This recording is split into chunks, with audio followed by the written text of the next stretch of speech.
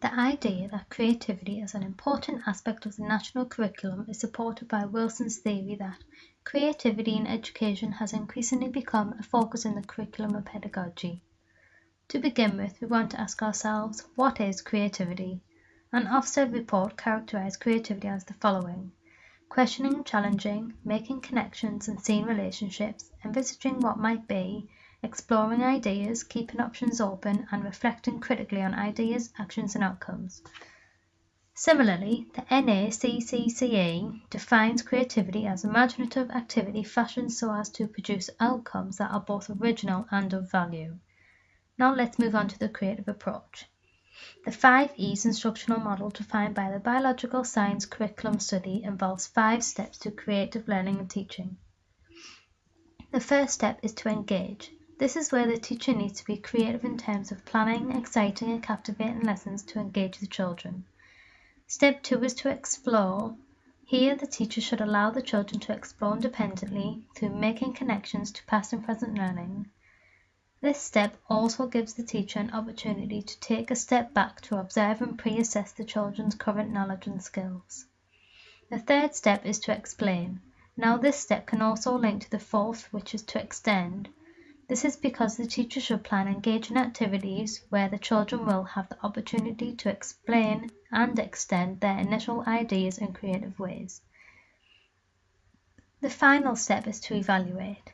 This is where the teacher assesses the children in a range of different ways such as peer and self-assess. This model is known to be a constructivist approach to learning, as it is an inquiry-based learning approach. Bruner suggests that learners use prior experience to fit in with new information into the pre-existing structures, and therefore learning is an active process. Likewise, Piaget studied the stages in which children develop their thinking skills. He focused on the mindsets of children, the impact of needs, motivations and expectations, and their influence on perception. This approach links to Fogarty's research in the 10 ways to integrate curriculum models. The focus in this case is the web model. Fogarty explains that one theme is used as an overlay to the different subjects. Therefore, the teacher would plan their term following a theme for all of the subjects. So now we want to ask ourselves, if we use this approach, where's the creativity across the core subjects?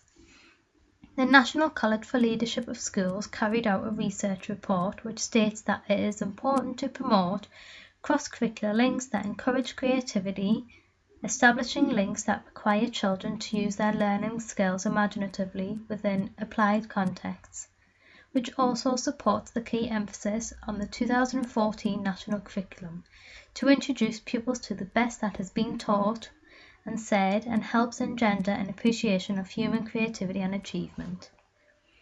An example of creativity could be explored through the first step of the 5 E's model, engage, where you could introduce the lesson in a creative way following a theme, which gives you the opportunity to use the teacher enrolled and dress up to capture the children's attention, which would also encourage the children to ask questions. Using an overall theme of an Arctic adventure, you would have to consider which parts of the curriculum you could cover. Just a few examples could be for science, where you could look at habitats and climate, or for maths, you could look at temperatures and positive and negative numbers, and finally, for English, you could look at writing poetry and getting the children to write their own creative stories about the Arctic adventure. In terms of assessment, you could look at assessment for learning scheme, which includes self and peer assess for children, observing the children, ask questions, and listen to discussions to find out what the children know and understand. Now, some of the benefits to this creative approach include opportunities for the teacher to pre-assess the children, engage in activities to capture the children's attention, and make connections, and finally, an opportunity to creatively assess in a range of different ways. To conclude, in order for this approach to be successful for both teachers and children, you must ensure that you make connections, develop children's thinking skills, be confident in yourself and in your children, take risks, and reflect and be open-minded to make improvements.